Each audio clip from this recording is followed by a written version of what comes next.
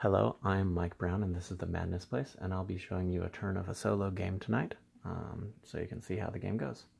So, the beginning of my turn, I've already, by the way, collected my Citadel's output, and so I have one red, one yellow, and one blue energy. So I'm going to operate my device by spending a blue energy, and by dropping my minion on it, and I get to grab 2 yellow and 1 green energy as a result of operating that device. And that was my first action. And my second action, I want to build a device that produces 10 red right now.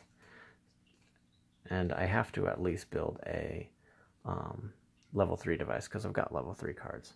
I'm going to take this and tuck it under here, and I'll spend a red energy to do that. Now my madness level is 3, so I can build level 3 devices. So that was my second action. My third action will be and after every action in a solo mode, you record that you took an action by dropping one of these tokens here. But in the single player, other players would play after each action. So I'm going to start building a new device. I pay a green energy to do that, and I'm going to tuck a card under on this side and tuck a card under on this side. Now this device will convert 1 red into 3 red energy.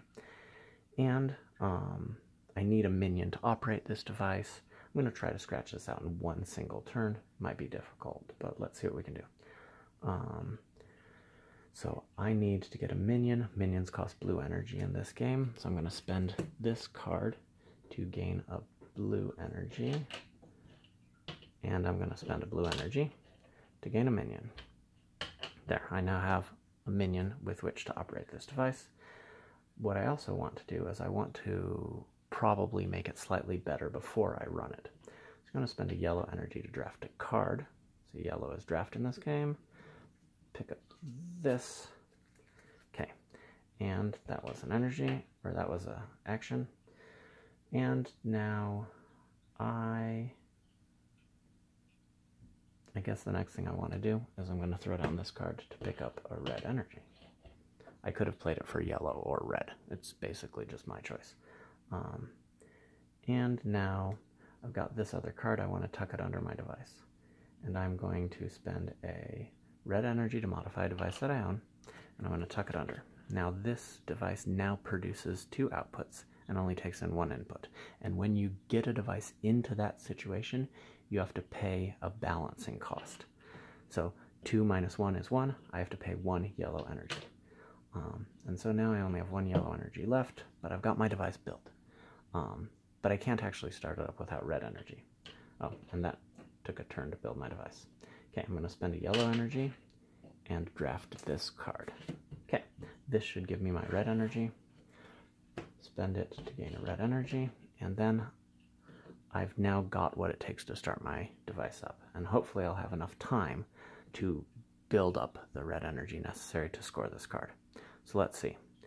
Spend this guy, spend 1 red energy, take out, gain 3 red energy, and gain a time token.